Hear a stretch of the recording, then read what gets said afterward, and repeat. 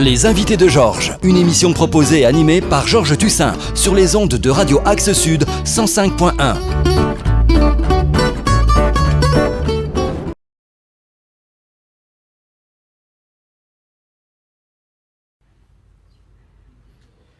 Bonjour à toutes et à tous, bienvenue dans mon émission Les invités de Georges, dont le sujet aujourd'hui sera Rencontre avec les extraterrestres.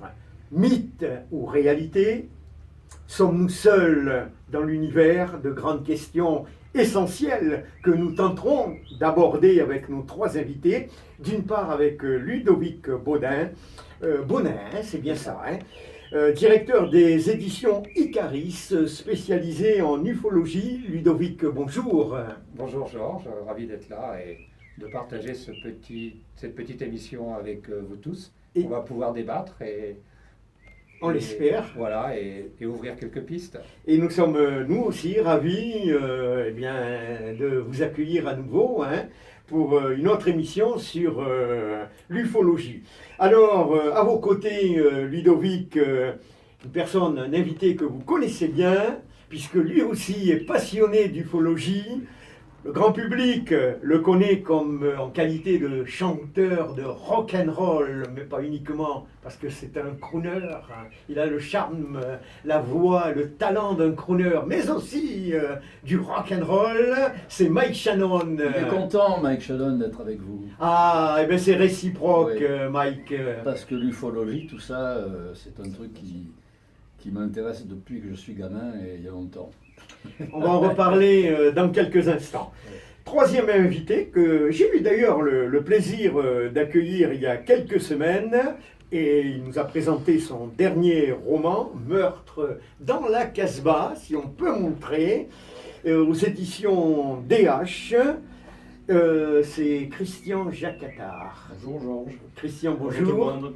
On va croire que je suis actionnaire de Radio Axe Sud. Mais c'est toujours un immense plaisir de t'accueillir pour différents sujets. Alors celui-ci est quand même un petit peu spécial. Tu vas nous parler d'un fait étrange qui vous est arrivé il y a quelques années de cela, mais avant d'en parler et afin que nos auditeurs vous connaissent un petit peu mieux, je vous laisse le soin de vous présenter, Christian. Écoute, ça serait trop long, je pense. Oui, effectivement. Donc, je suis né en On 1956. va prendre des raccourcis. En Tunisie. Alors, pour rester dans le sujet, il faudrait que je te parle d'une expérience de mon père. Parce que mon père était pilote. Il était pilote acrobate même. Je crois qu'il a été un des plus jeunes pilotes de France, puisqu'il a triché sur son brevet. Mais tout ça pour te dire qu'en rentrant une nuit de Tunis à Sfax, il a vu un ovni. Et il savait parfaitement faire la différence entre un avion, puisqu'il connaissait tous à l'époque, c'était donc dans les années 50, et un ovni. Voilà, donc je suis arrivé en France, on en avait parlé dans notre dernière Absolument, dans la dernière émission. Depuis tout petit, je m'intéresse beaucoup à l'étrange, à une collection qui s'appelle la collection J'ai lu l'aventure mystérieuse, que j'ai bien lu. Ça, on en parlait tout à Plus l'heure. jeune. Mais pas spécialement, je m'intéressais pas spécialement aux ovnis, parce que je considérais que c'était un sujet assez farfelu. Voilà. Mais il faut rappeler que tu es quand même cinéaste, Oui. historien, Tout à fait. conférencier. Et c'est à cette occasion, justement, parce que je réalisais des vidéos, que je m'étais dit, j'ai jamais fait quelque chose dans le domaine de l'étrange et du paranormal, donc je cherchais un sujet. Et là, ne trouvant pas quelque chose de très original, j'avais décidé d'abandonner mon idée.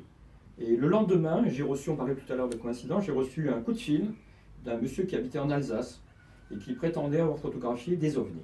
Et il disait que pour lui c'était très courant. Et donc il avait toute une collection de photos et il désirait réaliser une vidéo. Donc bien sûr j'ai sauté sur l'occasion, je l'ai fait venir et c'est là que tout a commencé. D'accord. Mais tu as fait d'autres vidéos, Oui, et notamment pour les gens de la région qui connaissent Catinou et Jacoti. Exactement. Voilà, ça rappelle des souvenirs. Oui, très joli DVD. Et il faut dire aussi que la prestigieuse Académie des Jeux Floraux vient de vous décerner. Bon, on se tutoie parce Tout qu'on à se fait, connaît quand même on se tutoie, bien sûr. depuis quelques années. Ça, donc les Jeux Floraux ont décerné la plus haute récompense concernant un poème, Un poème, oui. la fameuse Violette. C'est bien ça? Oui. Voilà, Mhm. ben, je crois que cinéaste, historien, romancier, et on va aborder maintenant le cœur du sujet, en quelque sorte, parce que tu as été témoin d'un fait un petit peu particulier, Oui. et tu vas nous le Alors, raconter. cet homme, je ne vais pas donner son nom, donc je réalise une vidéo, je vous rappelle, avec lui. Effectivement, c'est très surprenant parce qu'il a énormément de photos. Je n'ai pas réussi à décerner de trucage, parce que si je l'avais fait, je n'aurais pas fait la vidéo. Donc on tourne cette vidéo et on sympathise. Et un jour, il me dit, écoute Christian, il faut absolument que tu prennes ton congé, là. Bon, je vais t'amener dans un endroit. Et voilà, il ne me manque pas plus. Alors bon, c'était un petit peu ennuyeux, mais j'ai accepté. Et on s'est dirigé dans un endroit désert, en pleine forêt, un endroit qui surplombe cette forêt. Et là, dès que j'arrive, je prends mon appareil photo et je vois tout de suite une boule lumineuse dans le ciel qui suit une traînée d'un avion. J'ai pas le temps d'appuyer bien sûr sur le déclencheur parce que ça va trop vite.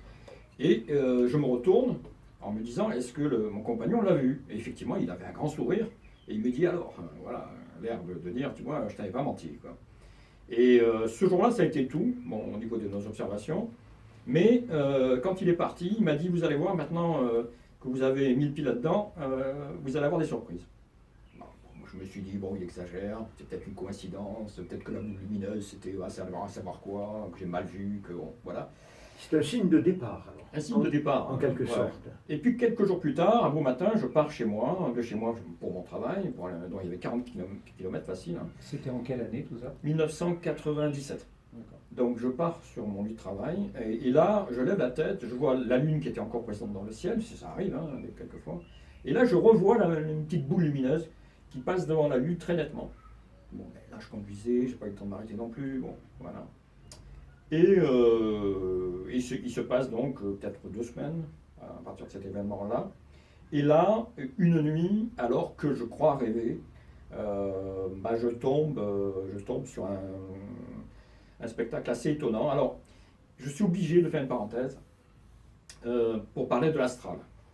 Alors, je ne sais pas si mes compagnons ont une idée. C'est notre sujet, C'est effectivement. un autre sujet. Oui. Mais très clairement, Un voyage dans l'astral. tout ce que je vais décrire, pour moi, se passe dans l'astral.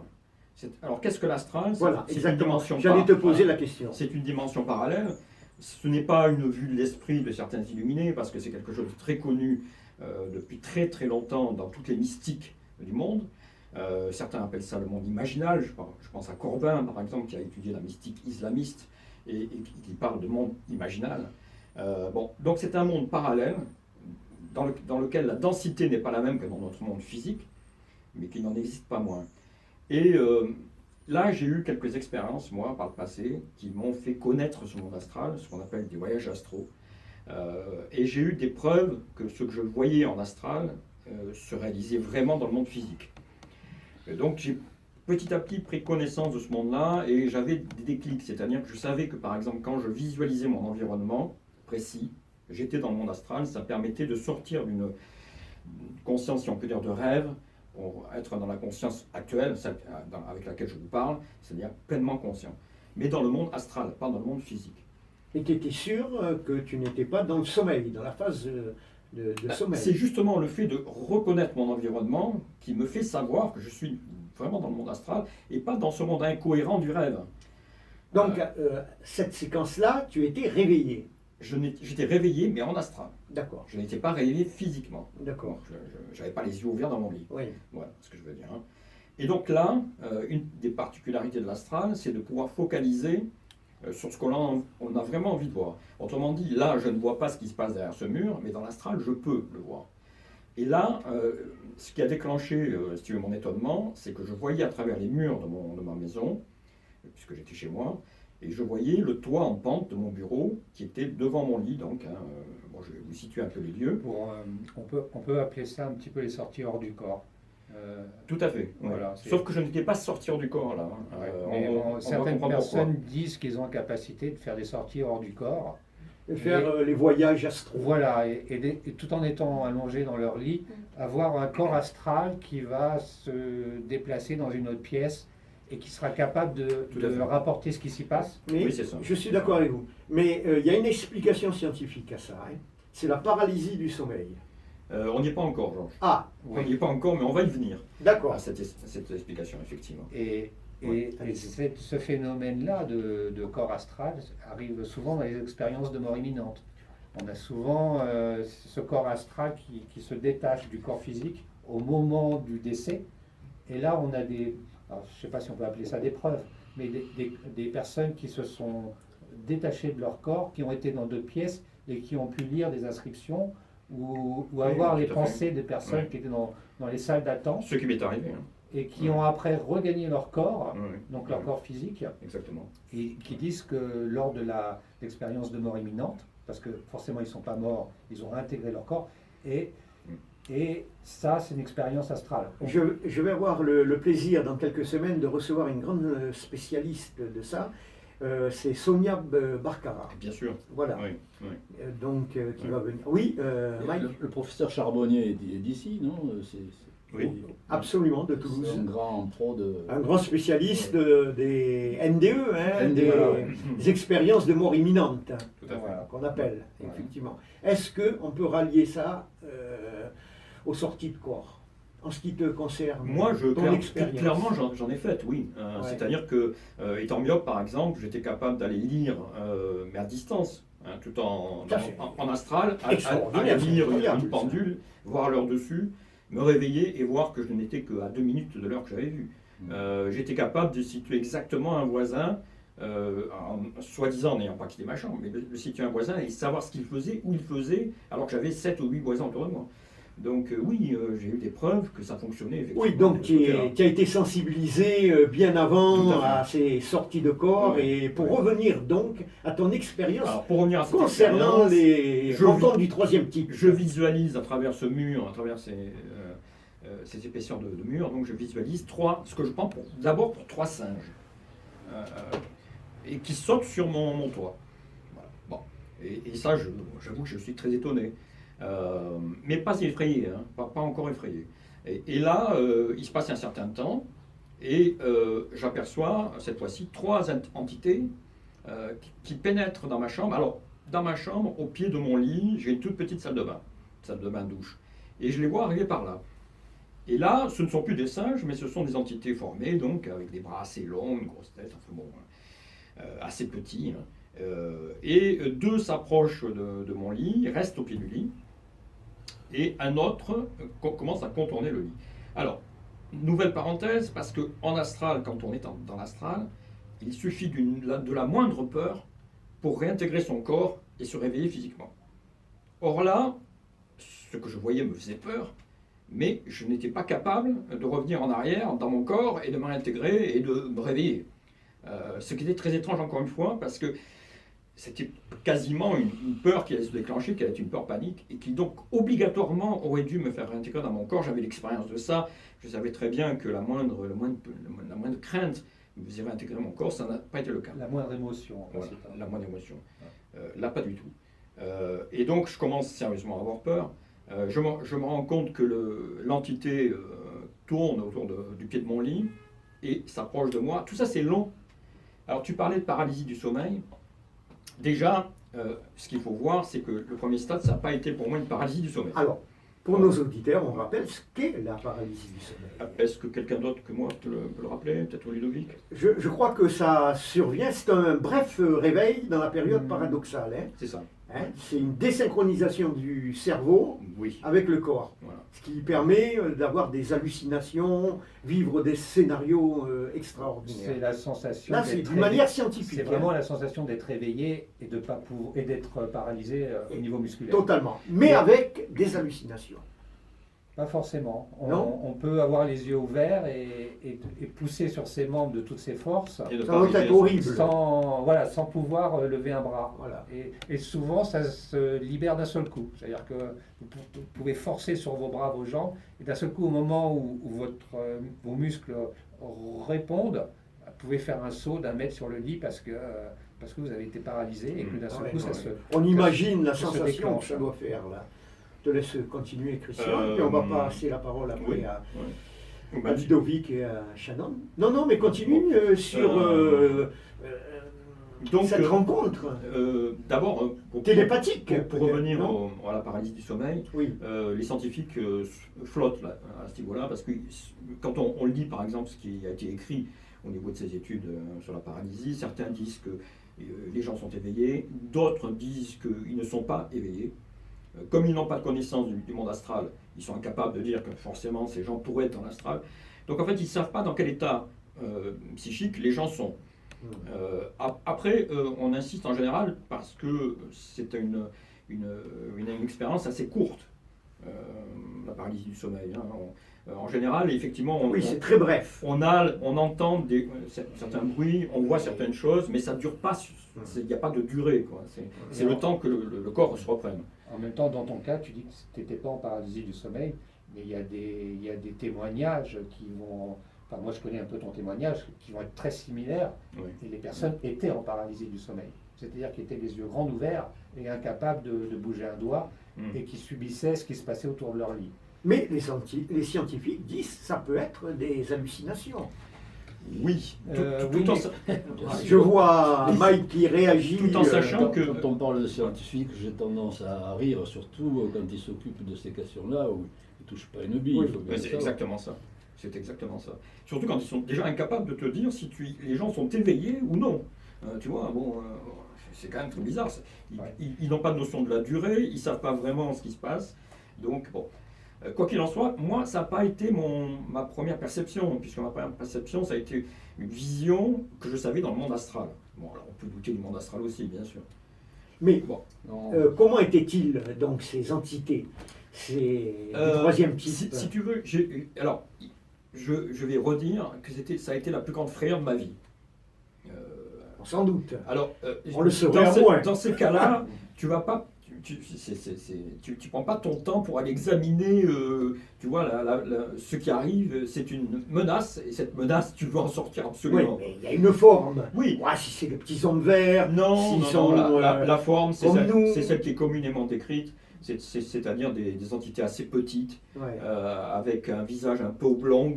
Mais ça c'est bizarre parce que c'est dans l'imaginaire des livres que tu as pu lire. Alors oui, les premiers. Alors il faut revenir en arrière au cas de Barney et Betty Hill aux USA, c'est un couple mixte qui a été donc un noir, lui Barney et Betty qui est blanche, qui ont été enlevés aux USA, qui ont eu une expérience horrible. Et on a dit que cette première fois avait figé le personnage du petit gris, puisqu'on appelle ça des petits gris, parce que Betty et Barney avaient vu une émission d'au-delà du réel, où dans cette émission, il y avait un personnage qui était peut-être possiblement ce petit gris. Ouais, mais on ne peut pas exclure cette hypothèse Si, aussi. moi je l'exclus totalement. Je vais te dire pourquoi. C'est tranché. Je vais te dire On pourquoi. va- Oui, on va donner oui, c'est la tranché. parole. C'est totalement tranché parce Parce que que j'ai leur été tour- voir l'entité en question dans l'émission en question d'au-delà du réel. C'est un gars qui fait 1m80, donc il n'a rien du petit gris, et qui a un masque de catcheur sur la figure. Et donc je ne vois pas en quoi ça peut ressembler à un petit gris. Alors ça, c'est les sceptiques. Hein, c'est les sceptiques qui de toute façon vont chercher des hypothèses les plus invraisemblables. Quelquefois, les hypothèses qu'ils vont fournir sont même plus invraisemblables que la réalité. Hein, par exemple, les Hill, ils communiquaient en télépathie l'un l'autre, ils se sont renforcés l'un l'autre dans leur fantasme en commun. Ce qui est effectivement une explication très plausible. Très intéressant. Dans le Alors, cas on demande de- à réagir Mike. Sur Barney Hill, ben, le truc le plus énorme, c'est que l'abductée, donc Betty Hill, a décrit une carte qu'elle avait vue au mur pendant leur abduction. Elle C'est a exact. fait c'est un exact. dessin de ce qu'elle avait vu dans l'OVNI. Et des gens se sont penchés sur ce dessin-là et ont vu que ça correspondait à une galaxie qui s'appelle Proxima du Centaure et une planète d'où la plupart de ces gens sont supposés venir, qui s'appelle Zeta Reticuli. Exactement. Ouais. Ça ressemble un peu au système des cibles, lorsque les gens font des sorties de corps comme ça, ou des expériences de mort imminente. Moi, je vais peut-être mettre une nuance. On est dans deux cas complètement différents. Ouais. Vous avez le cas des abductés qui vont être face à une soucoupe, qui vont être emmenés dedans et à qui on va faire un voyage. Mais là, on parle dans la vie réelle. Oui. Donc vous allez avoir toute cette série-là de contactés dont fait partie. Y en a-t-il beaucoup, justement, des témoignages Bah, il y en a dans ce beaucoup. genre? Il y en a des contactés vraiment, il n'y en a Moins. pas énormément. Ceux qui Ah, ont c'est vu ça des- qui est intéressant. ceux qui ont vu des ovnis, il y en a des milliers, des centaines de milliers. Mais des contactés sérieux, je dirais, il y en a peut-être une douzaine aux États-Unis ou une quinzaine, et peut-être une petite dizaine en ou France. d'abductés? Alors là, je parle de contactés qui Ah, ont d'accord. vu des soucoupes volantes, Oui. qui ont été à bord, qui ont fait des tours en soucoupe volante et qui sont revenus. Hmm. Ils sont très rares. Maintenant, il y a la deuxième partie dont fait partie le témoignage de Christian, c'est-à-dire des personnes qui vont avoir des personnages qui vont débarquer dans leur chambre. Et ça, c'est la partie à immerger de l'iceberg, il y en a énormément. Mais ça peut être onirique, ou Alors- alors si c'est pas onirique, alors, il y a une partie la- télépathique. la- la- On va continuer sur mon témoignage et Je tu vas voir que vais c'est le pas laisser- onirique. je vais le laisser finir, mais juste pour dire qu'on est dans une catégorie très particulière là, où il y a énormément de monde dont très peu témoignent. Mais moi, quand je fais des forums ufologiques, il y a beaucoup de gens qui viennent me voir et qui m'ont raconté des témoignages très similaires aux siens. Mais par contre, c'est pas toujours le petit gris extraterrestre dont on parlait à Les l'instant. petits martiens, les grandes oreilles, tout en des vert. fois, c'est des personnages qui vont ressembler à des Templiers, des personnages capuchonnés, voire des reptiliens, voire des. En fait, Ça, on a Ça tout- peut être une régression on a tout. des vies antérieures aussi. Mais de ça se peut- mettre en auto-hypnose ça et peut on se- remonte aux vies antérieures. Bon, là, il y a Ça Non, peut, non, ça- non, ça non, peut- non. ça peut surtout être les caractéristiques du monde astral. Exactement. Parce que le monde astral est un monde où la réalité est fluctuante. En fait, où tu crées ta propre réalité. Ton mental va modifier la réalité. Là, c'est un autre débat. Là. Non, ça peut être une autre émission. Oui, ça pourrait être une autre Voilà. émission, mais Parce que ça, là, on est dans ça le cas ça explique purement beaucoup de choses. extraterrestre. C'est ce que je Non, te- mais je te comprends, hein, Christian. Ça explique Il énormément de y a un choses. lien. Hein. C'est ce que je te disais, c'est de l'ufologie, mais faisons bien la différence entre l'ufologie de la scoop et l'ufologie de la rencontre du troisième type qui on va qui dire va comme ça. être finalement un peu dans l'astral et un peu dans un monde parallèle. Oui. Parce qu'en fait, il peut très bien y avoir les deux. Il peut très bien y avoir des extraterrestres qui viennent d'une autre planète et qui visitent la Terre, et des extraterrestres d'une autre dimension qui viennent d'une autre dimension et qui rencontrent des Ou les deux. humains. Ou les deux, Ou les deux. Oui. bien sûr. Et Parce que, en fait, on raisonne actuellement avec notre faible technologie. Mais imaginons une civilisation qui a vécu 10 millions d'années de plus que nous, par exemple. Est-ce qu'elle n'aurait pas la capacité de passer d'un monde à l'autre? Est-ce qu'elle n'aurait pas la capacité de matérialiser et de dématérialiser? Est-ce qu'elle ne pourrait pas passer à travers les murs? Voilà, c'est... pourquoi pas? Ah, mais sujet vaste et intéressant. En fait, hein. on fait une très grosse erreur. Ouais. C'est qu'on raisonne dans le passé, dans notre histoire passée, avec notre mental actuel, et on raisonne dans notre futur, hein, c'est-à-dire dans toutes les possibilités immenses que peut réserver un futur, avec encore notre mentalité actuelle. Non, mais complètement. et Mais on- je voudrais rebondir sur Bon, Shannon. moi, l'expérience que j'ai. Mais toi, tu as vu des ovnis? J'ai pas vu des ovnis, j'ai vu un disque argenté qui a traversé le ciel. J'étais avec mes musiciens. Ce disque a ondulé d'un point de l'horizon à l'autre, sans panache derrière, sans trace. C'était pas un phénomène météorologique? Je sais pas. Oui, voilà. J'ai vu une sorte de. C'est ce qui t'a fait basculer à Non, t'intéresser non, à Je l'ufologie? m'intéressais déjà à ça. Oui. On parlait souvent de ces questions-là, surtout entre musiciens. Tu sais, il y a des sujets les musiciens, c'est les nanas. Et puis il y avait. Mais vous, les artistes, dans vous avez l'imaginaire très développé quand même. Oui, sûrement, et c'est tant mieux. Non. Oui. Et donc, on s'est arrêté pour faire pipi. Hein, bon, et il y en a un qui a crié, regardez, et on a vu ce disque argenté qui a traversé l'horizon en 30 secondes, ce qui montre qu'il allait quand même assez vite, parce que d'un boulot. Et voilà, et on est resté scotché. Le bus a été extrêmement calme après ça, plus personne n'a parlé, on était scotché, et je vais te dire, il m'arrive de revoir ces musiciens-là, ceux qui sont encore vivants. Oui. La première chose qui nous vient à l'esprit, dont on parle, c'est ça. C'est ça. Et ça vous a Je marqué. connais, mais alors, mais- Ça a accentué ta passion pour l'ufologie. On va donner la parole 2 secondes de Christian. Mais tu comprends bien que dans le témoignage de Mike, on est dans la deuxième catégorie. On est dans le réel. On est dans le réel de Dans la l'OVNI, perception de l'objet. de la soucoupe volante les boulons qui vole, qui Oui. peut se poser, qui peut Complètement. laisser des traces avec des entités qui vont sortir, rentrer et s'envoler. On est vraiment dans cette Mais catégorie-là. qui ne signifie pas que ces mêmes entités ne peuvent pas passer dans un monde parallèle. Voilà. Oui, oui, Maintenant, d'où viennent ces entités?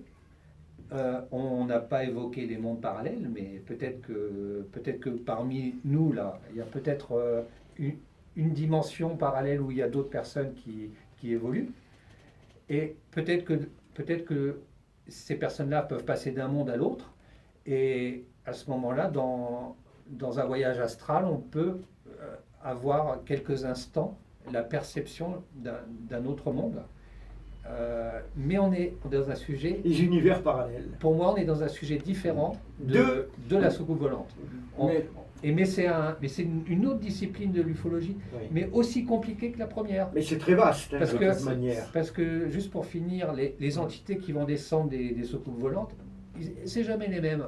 Et il y en a des grandes, il y en a des petites, il y en a avec des casques, sans casque, avec des bottes, sans des bottes. Ce qui ne veut pas dire qu'ils ne sont pas les mêmes. Oui, mais en même temps, on ne peut pas dire, ah ben, ceux qui descendent des ovnis, ils sont toujours comme ça. Ah ben, ils sont... Et dans les mondes parallèles ou dans les voyages astraux, dont tu vas nous raconter la suite de ton histoire, les personnages, c'est jamais les mêmes. C'est pareil.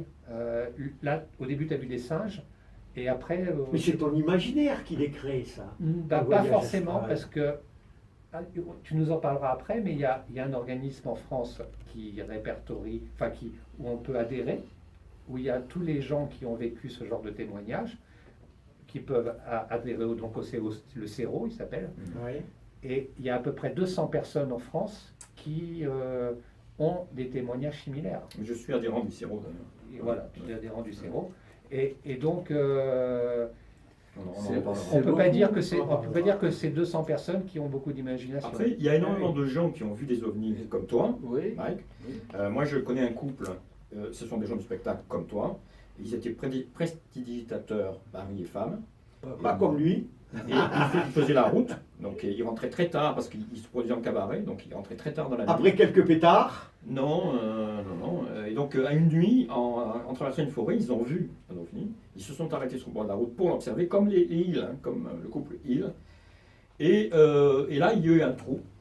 Et elle s'est sentie excessivement fatiguée au point de dormir pendant quasiment une semaine. Il a fallu une semaine pour C'est récupérer. récurrent, ça. Voilà.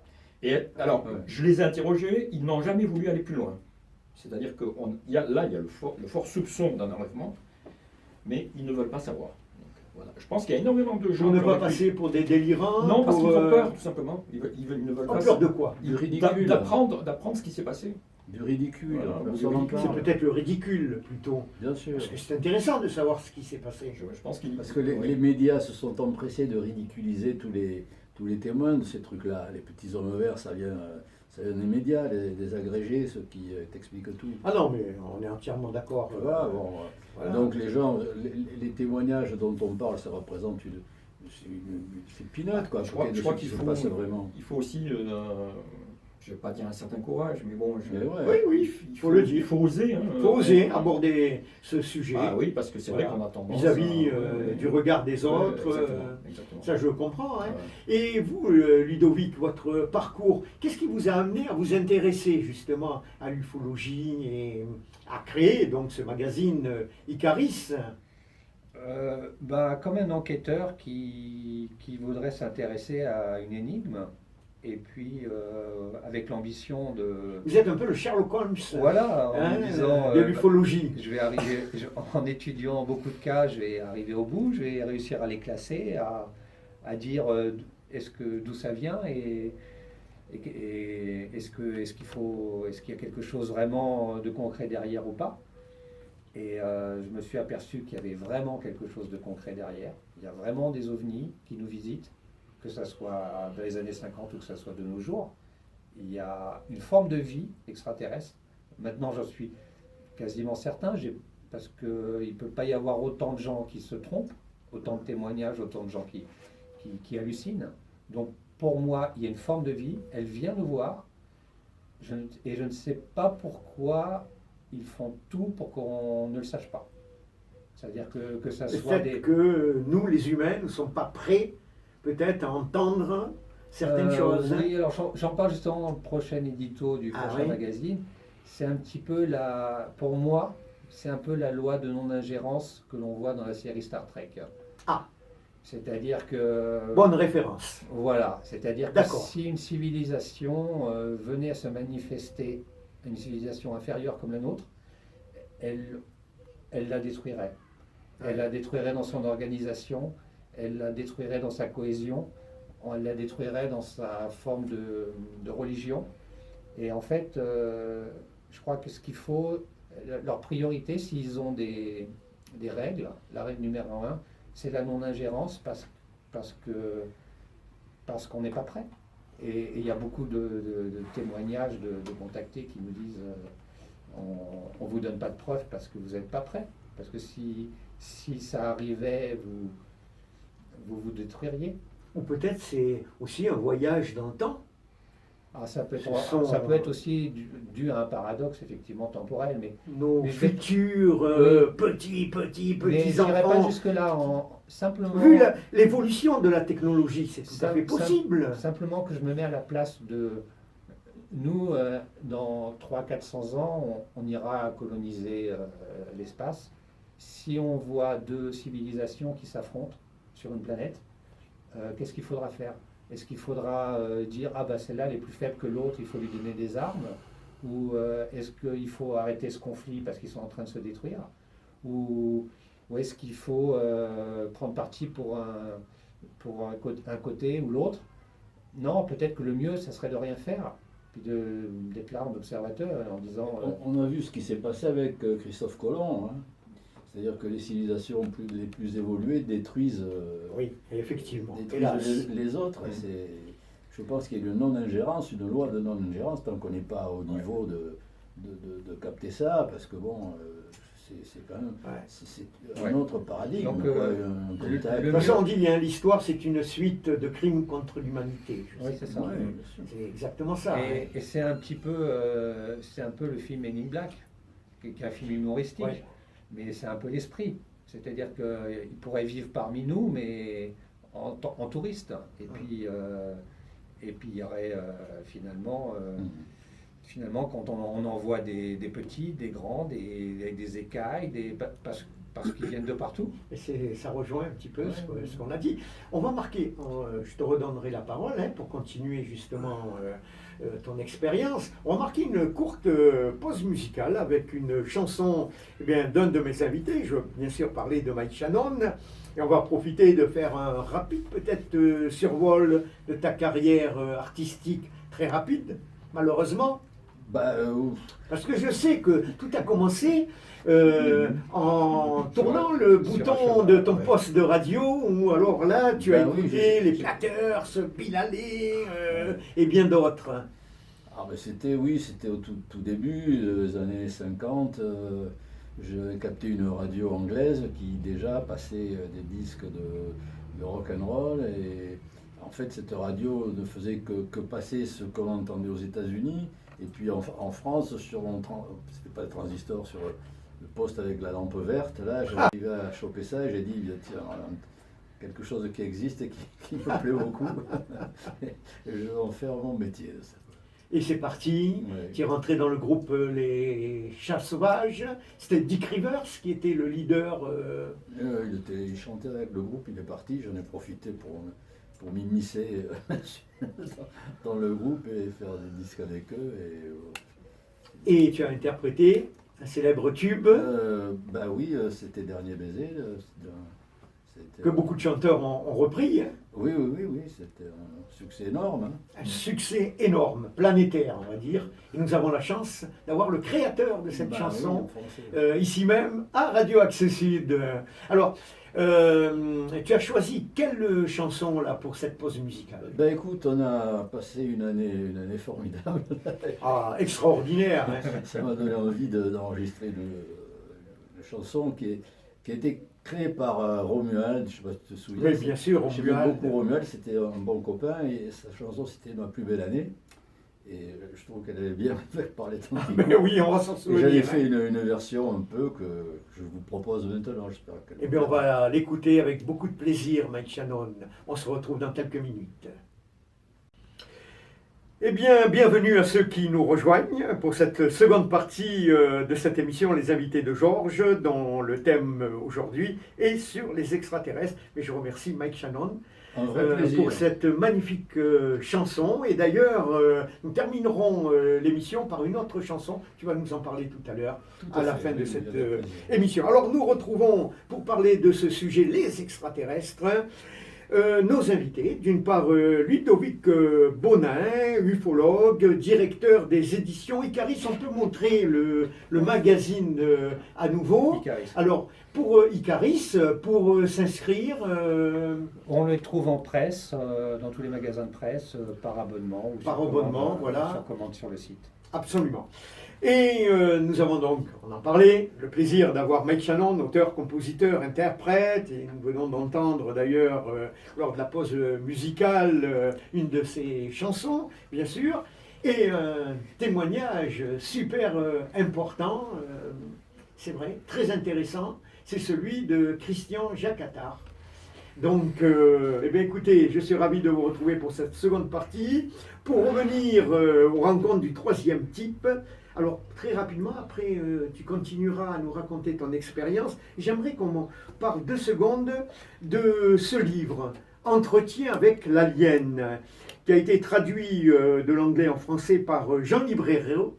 Jean Librero, oui. Jean Librero, que nous avons eu le plaisir d'accueillir lors d'une précédente émission. Alors, quelqu'un peut nous en parler très rapidement. Est-ce que c'est un faux, c'est une réalité? On rappelle peut-être l'histoire de cette interview-là d'une infirmière de chirurgie qui, paraît-il, a soigné un alien qui était blessé, dont sa soucoupe s'était écrasée, dans les années 47. Hein. Oui. Je fais bref, mais Roswell, c'est ça. Hein. Oui, Le oui. cas de Roswell, oui. Oui. C'est typiquement le dossier le plus important de l'ufologie, c'est à la base de tout, c'est Roswell. Hein, quand on est ufologue, c'est un passage obligé, Roswell. Oui.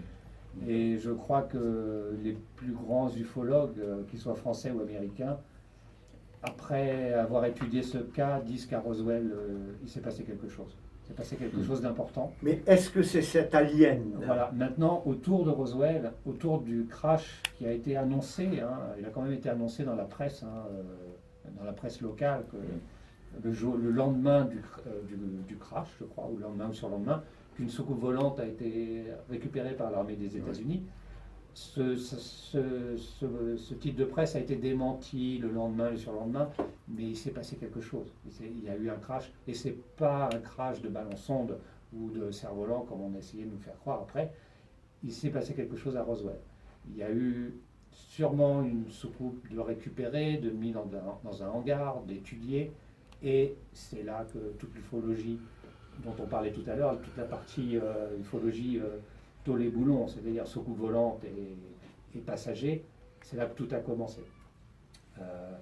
Et ça a duré, je dirais, il y a eu les années 50, 60, 70 ont été très intéressantes. Et après les années 70, on en a vu beaucoup moins.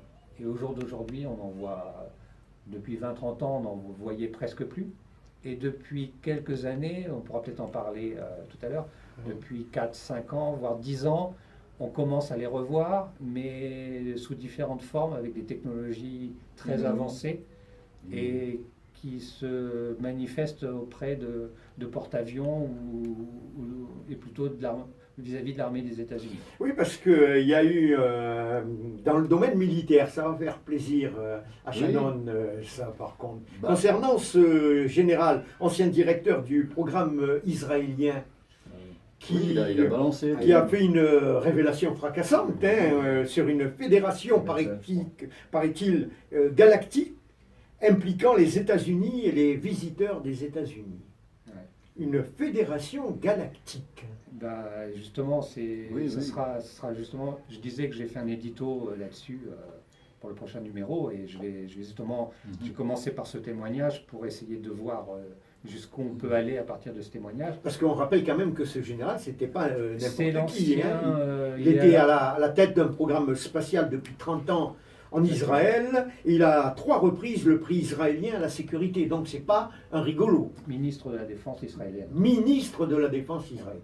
Et il parle d'une confédération galactique. C'est un petit peu ce que je disais tout à l'heure par rapport à la non-ingérence. C'est-à-dire que si vous avez une confédération galactique, ça veut dire que vous avez plusieurs races d'extraterrestres qui ont formé une confédération et qui peuvent avoir justement des règles, voilà, des règles pour ne pas se divulguer leur présence. Oui, et c'est un peu le discours de ce monsieur Echeb, en disant il y a des bases sur Mars, hein, il était jusque-là, en disant que les présidents des États-Unis étaient au courant, qu'il y avait des bases sur Mars, qu'il y avait sûrement des humains qui voyageaient Depuis longtemps. Depuis longtemps.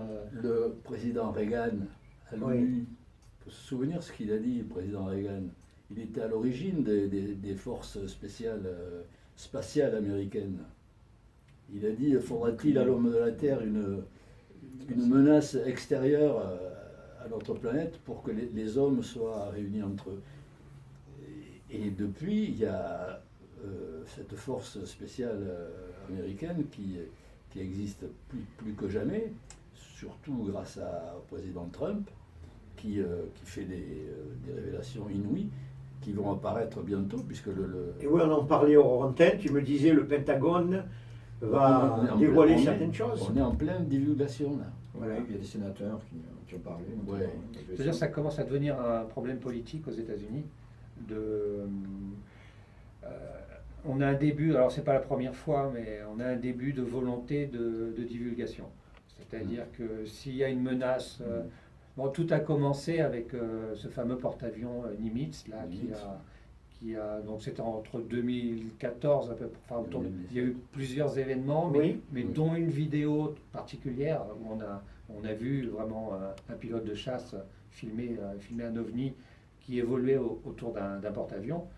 Ça a fait la une du New York Times, ça a poussé le Pentagone à se prononcer sur cette vidéo et à reconnaître. Et alors le Pentagone, il a reconnu quand même que la vidéo était authentique et que c'était. C'est énorme ça. Mais c'est colossal, c'est le plus grand truc qui ait jamais été. Le Pentagone monte depuis 70 ans sur ces sujets quand même. Mais la France aussi. Et là, on voit tout. Il n'y a pas que lui. Hein. Non, mais on voit tous les journaux la plupart américains, plus de 80 journaux qui font leur une sur les révélations du Pentagone. Et il y a plus personne ne rigole avec ça, quoi. Il y a encore des gens qui pensent que ce sont des drones ou de la récupération de technologies extraterrestres par les humains qui auraient créé des appareils. Mais il se trouve que, je cite par exemple le professeur Sarfati, qui est un professeur émérite de la NASA, qui a mesuré les vitesses de ces engins, qui survolent les porte-avions, des nuées d'engins qui vont plus vite que la lumière. Ah oui. C'est-à-dire que, c'est un peu ce que je disais tout à l'heure, moi je suis persuadé de l'existence d'une vie extraterrestre et il y a une technologie de ces engins qui nous visitent. Maintenant, je ne sais pas pourquoi, je ne sais pas si vraiment les militaires en savent plus que nous, mais la réalité, elle est là. Et c'est ce qu'on est, et c'est ce qu'il y a il y a des politiques aux États-Unis, des politiciens, que ce soit au Sénat ou dans certains États, qui poussent pour avoir la vérité et qui poussent pour savoir si... Alors, on est souvent dans l'hypothèse de la menace, malheureusement. Quand on envisage des révélations, c'est plus parce que ça serait menaçant pour la sécurité des États-Unis qu'autre chose. On les voit plutôt comme une menace plutôt que des visiteurs, quelque chose de positif, voilà, des visiteurs c'est sûr, avec des bonnes intentions. bienveillants. Mais malgré tout, ça pousse, on sent que ça pousse. Hein. Ouais. Que les choses bougent quand même. Voilà, Trump est parti en janvier, je crois. Oui. Oui, Non. Peut-être. décembre, janvier. Officiellement. Enfin, oui, Il est parti pendant 2 mois. Et avant de partir, il a demandé que dans les 6 mois, il y ait un audit sur ces sujets-là et qu'il soit voilà, qu'il y a la Navy Et l'audit va être établi là. ouvre leurs archives Oui. et leurs documents secrets pour faire un point sur cette situation-là. Ouais. Alors ce qui bloque évidemment, c'est que c'est la technologie qui est induite dans tous ces phénomènes. Je pense personnellement que les Américains et d'autres ont récupéré la technologie de ces engins. On parle de Bob Lazar, qui aurait récupéré un carburant Oui. élément 115, paraît-il. Enfin, disons qu'il aurait travaillé dans des hangars où on étudiait les ovnis. Absolument. Donc ça met en péril tout le système, tout le paradigme actuel. Si on a une énergie Mais ça bouleverse. qui est là à profusion, gratuite. Alors Je comprends. il faut que tu comprends que tous les marchés, tous les grands industriels, tout ça pour eux, ça va être freine mais freine complètement un des désastre. pour que ça n'ait pas lieu. Eh oui. Et de l'autre côté, tu as des gens comme Trump, ce qui est quand même dans son discours, et il Oui, lutte oui. contre l'État profond, les grosses machines qui tiennent le monde. Et donc voilà, le truc. Eh il est oui, là. c'est pas si évident que ça. Alors, De voilà. faire des révélations également, il doit y avoir des pressions qu'on C'est ne peut pas évident, imaginer. surtout que- Ah, oui. Surtout que moi j'ai essayé d'anticiper un peu ce qui pourrait sortir au mois de juillet. On a quand même. Alors, j'attends pas grand chose Oui. au mois de juin-juillet, mais d'après ce que j'anticipe, ils ne savent toujours pas si c'est une technologie chinoise ou russe très Grand évoluée, point d'interrogation là. ou alors si c'est vraiment des extraterrestres. Oui. Mais dans les 2 cas, la technologie elle est tellement avancée que ça pose problème. Parce que si c'est les Russes et les Chinois qui ont une technologie aussi avancée, ça pose problème parce que les Américains sont dépassés. Et si c'est des extraterrestres, ça pose aussi problème parce qu'ils sont complètement incapables de On est riposter. dépassé là. Voilà. Donc, de tels événements. donc il y a cette certitude qu'il y a des ovnis d'une technologie très avancée et l'incertitude de son origine. Et en fait, on en revient finalement à la base de l'ufologie. D'où viennent-ils et pourquoi se montrent-ils furtivement? Des grandes questions Oui. existentielles. Voilà. Qui sommes-nous? Donc je pense que D'où venons-nous? Où allons-nous aussi? Si en juillet on nous ressort une vidéo aussi authentique que celle du portail Nimitz et de l'OVNI en forme de tic-tac qu'on nous avait sorti, on va peut-être nous ressortir un élément d'une valeur équivalente. Oui, oui. Mais ça ne fera pas avancer le schmilblick. Oui, j'ai compris. Euh, Faudra attendre encore quelques années avant des révélations. Comment imaginer que ces engins ont la possibilité de rentrer dans la mer sans faire la moindre vague et en ressortir sans faire de vague non plus? Ça a été filmé, il y a des vidéos, c'est inimaginable. On a affaire à des Oui, mais technologies. on est dans une autre dimension. Oui, complètement. Donc, comment imaginer que ce soit terrien, quoi? C'est pas possible. Ouais, terrien, mais peut-être que nous sommes aussi Ouais. Oui, des bon. extraterrestres. Mais c'est un large débat, ça, Tu de vois, toute manière. et On va terminer par ton expérience, Christian, parce qu'il ne nous reste que 5 minutes, malheureusement. Oui. Alors, ça va être un petit peu court, mais on est obligé d'être limité par le temps, et je le regrette. Bon, on s'est arrêté au moment où mon extraterrestre, ou peut-être pas extraterrestre après tout, peut-être qu'il est intraterrestre, peut-être que c'est un descendant d'une civilisation très avancée sur Terre, un Atlante, pourquoi pas. En fait, l'ufologie a toujours été restrictive. Elle a toujours, il y a toujours des partisans d'explications très très nettes, très tranchées, mais moi j'y crois pas. Je crois qu'on ne peut pas s'arrêter toujours à une seule explication. Il y en a des tas. Bon, donc mon extraterrestre Et puis avance. chacun a sa vérité. Voilà. Mon extraterrestre avance, ou peut-être mon entité, on va dire, avance. Et là, j'ai de plus en plus peur, mais je m'aperçois que je ne peux pas réagir. C'est-à-dire que je ne peux pas rentrer dans mon corps physique et je ne peux pas me réveiller. Donc je suis comme coincé dans une dimension parallèle obligé d'être le témoin de ce qui va se passer. Alors imaginez ma frayeur quand même. Ah, je pense bien. Et là, je m'aperçois qu'il... alors, est-ce sa main ou est-ce un instrument? Il y a une espèce de pince à sucre qui s'approche de mon visage. Et à l'intérieur de cette pince à sucre, il y a un câble. Et au bout de ce câble, une petite lumière très intense, bleue. D'un bleu chirurgical, on dirait aujourd'hui. Hein. C'est cette espèce de bleu très lumineux. Et là, donc, il avance vers moi. Je ne peux toujours pas bouger. Je suis en train de réfléchir très très vite, en me disant que, en fait, la solution pour moi, pour m'en tirer, c'est pas d'essayer je sais pas, de forcer à fond sur le physique ou autre. C'est de sortir de l'état dans lequel je suis, coincé. Et que donc, c'est plus cette sortie de cet état-là qui va me libérer qu'autre chose. Et là, donc, il approche de mon visage au point que je vois très bien cet instrument. Et en même temps, j'ai cette volonté féroce de m'en sortir et de sortir de cet état, donc, qui est l'état astral. Et là, tout d'un coup, tout disparaît. Je finis par sortir de mon état astral, je me réveille dans mon corps physique, et je me réveille, donc j'ouvre les yeux, et là, il n'y a plus rien, bien sûr, dans la chambre. Je garde simplement dans les yeux la luminescence de cette petite boule qu'il a présentée à mon visage. Voilà. Donc je sors très éprouvé de cette expérience, au point de me mettre à lire ce que je n'avais jamais lu. C'est-à-dire que j'avais jamais vraiment étudié le phénomène. Donc je commence à lire la référence qui est Enquête sur les enlèvements extraterrestres de Marie-Thérèse de Brosse, qui est une journaliste de Paris Match, qui a fait donc une enquête remarquable dans ces milieux-là. Je commence à lire les témoignages de contactés français, comme celui-ci, qui s'appelle Pierre Monet, qui a été contacté en 1950, donc avant les îles. On dit souvent que ce sont les îles les premiers, mais non, il y a eu des contactés en France.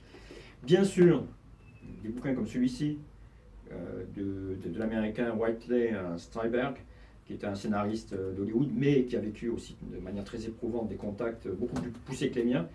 Et puis surtout, je cherche absolument ce bouquin, qui est le bouquin de John Mack, qui est sorti 2 ans avant, et que je n'arrive plus à me procurer parce qu'il est épuisé. Donc un beau jour, je rentre dans une friperie Emmaüs, je vois un gars devant moi qui sort ce bouquin, et je me dis merde. Synchronicité. Voilà, je cherche le bouquin depuis des années, il va me le piquer, je ne l'aurai pas. Eh oui. Et il le repousse. Il a bien fait. Et donc je me précipite. Et toi, tu le Je me retires. précipite dessus et je le dévore, donc je me mets à le lire. Donc je ne l'avais jamais lu. Et là, à la page 325 de ce livre, je vois exactement, alors je ne sais pas si on le voit à l'écran, mais je vois exactement l'engin que j'ai vu, l'espèce de petite pince avec le câble Ça, c'est quand même et incroyable. la boule lumineuse que j'ai vue. Et donc cet instrument a été vu aux USA par un certain Peter, Dans les mêmes conditions que toi. quasiment, et il a été vu aux USA par une certaine Julia à l'autre bout des USA. Et donc il y a 2 témoins, en dehors de mon témoignage, qui ont vu la même chose que moi. Ah oui, c'est très curieux. Or, c'est le moins qu'on puisse dire. comme je suis quelqu'un quand même de très pragmatique, de très cartésien, je me suis dit, bon, voyons dans mon passé si j'ai pas vu un film, parce que je suis très cinéphile, Je le sais. qui impliquerait un engin comme ça, qui impliquerait un contact, une petite lumière, une boule, etc. Non, je n'ai rien trouvé. Donc, j'en suis venu à penser que, en fait, cette visite nocturne dans ma chambre n'était là que pour me démontrer, en fait, qu'ils existaient. Voilà. Voilà, c'est ma conclusion. En fait, Ah oui, c'est une histoire. à travers le temps, extraordinaire. ils ont voulu, quand j'ai retrouvé cette Ouais. gravure, T'as montré la preuve. me dire, voilà, en Ce fait, n'est pas un rêve. je me posais la question, je me disais, est-ce qu'ils existent? Est-ce que c'est un fantasme? C'est normal. Est-ce que je délire ou Est-ce pas que je délire? Et ça, vraiment, Pour toi, c'est la preuve. ça a été pour moi la preuve, puisque je C'est n'avais jamais étonnant. vu ce dessin, et c'est exactement celui que j'ai vu. Ça, c'est formidable. Je te remercie de ce témoignage Donc je ne qui peux est m'arrêter- assez saisissant. je ne peux m'arrêter qu'à ça, parce que tout le reste, ce ne sont que des suppositions. Oui, oui, non, mais très bien. On arrive pratiquement au terme de cette émission. Un mot de conclusion à Ouais. Ludovic. Bah, je dirais que c'est tout l'intérêt des témoignages. Parce que finalement, quand on ose témoigner, finalement, on laisse une trace écrite et ça peut servir à d'autres. D'où l'intérêt, bien sûr. Voilà, ça peut servir à d'autres qui, des années plus tard, vont tomber sur un témoignage totalement similaire au sien, et ils vont se dire, eh ben voilà, j'ai pas rêvé, et d'autres ont vécu exactement la même chose que moi. Et aux ufologues, ça permet d'avoir une base de données et de l'étudier et d'essayer de progresser. Là, John Mack a fait un travail extraordinaire. Je ne sais pas combien il y a de témoignages dans ce livre, mais... Rappelons quand même que c'est un professeur de psychiatrie à Harvard, donc ce Fallait n'est pas le n'importe préciser, qui, quand même, ce n'est pas absolument. n'importe qui, et qu'il a toujours affirmé que les gens qui vivaient ce genre de phénomène n'avaient absolument pas de problème psychique et avaient vraiment vécu quelque chose. Il ne sait pas quoi, mais il dit il y a un traumatisme. Oui, mais toi, tu as eu le petit plus qui t'a donné, pour toi, la certitude. Alors, Donc tu as ta vérité. Ceci dit, on parle beaucoup de changement des contactés ou des gens qui ont vu des ovnis. Pour moi, le changement ne vient pas de l'ovni ou de l'extraterrestre, il vient du choc qu'on a reçu. C'est-à-dire que quand on est confronté à quelque chose qui dépasse totalement notre réalité physique, on a un tel choc, ce que Mack appelle un choc ontologique, qu'on est obligé de tout remettre en question. Et que donc à ce moment-là, toute ta vie change. Ouais. C'est ce qui se passe d'ailleurs pour les expériences de mort imminente. Exactement. C'est exactement C'est ça. le même processus. Oui, oui, mais complètement. Mike, pour terminer l'émission, Je un petit reviens mot de sur- conclusion. Sur John Mack, là, le cas de l'école du Zimbabwe, là, où Tout à fait. tous les petits-enfants ont vu un objet arriver, un engin avec un E.T. Assez traditionnel qui en est sorti, qui leur a envoyé des messages télépathiques sur une terre un peu dégradée, tout ça, sur des problèmes de climat. John Mack a fait l'enquête, est allé évidemment interroger tous ces enfants, qui disaient tous la même chose, et les parents aussi, et il se trouve que les enfants de l'époque, Oui. devenus adultes, racontent exactement la même chose. Sachant que ces enfants n'avaient pas accès aux médias. Oui, C'était en pleine brousse africaine. Oui, oui. Voilà. En plus, il n'y avait pas les téléphones Alors, on ne portables. peut pas dire qu'ils avaient vu l'épisode Oui, au-delà oui, de non, réel. non, mais c'est intéressant de le préciser. Oui. Voilà, eh bien, merci, c'était votre mot de conclusion. En tout cas, merci beaucoup, Ludovic Bonin, d'avoir participé à cette émission. Merci. Je vais vous chanter quelque chose, Ah, pour vous donner la pêche, ça s'appelle Feeling Good. on va écouter Ah, ça ouais. dans quelques Vous allez secondes. l'écouter, ça, Feeling Good. Ah, eh bien, formidable. C'est un bon message. Merci, c'est formidable. Merci à toi, Mike. Merci, Christian, de ton courage, parce que c'était pas évident de témoigner sur une telle Non, expérience. c'est pas évident. Je fais un coucou également à Chantal qui était à la captation vidéo et au reportage photo. Merci à notre réalisateur. Voilà. Merci, je m'aperçois à Julien qui était là, Fabienne, on lui fait un coucou. Merci à tous nos auditeurs d'avoir suivi cette émission. On vous donne rendez-vous la semaine prochaine, mardi prochain, pour une autre émission des invités de Georges. Et maintenant, nous allons écouter Mike Shannon. Tu nous rappelles le titre de la chanson? Feeling Good. On Eh se bien, sent c'est bien. parti. Merci beaucoup. Voilà, merci. Bye bye et portez-vous bien.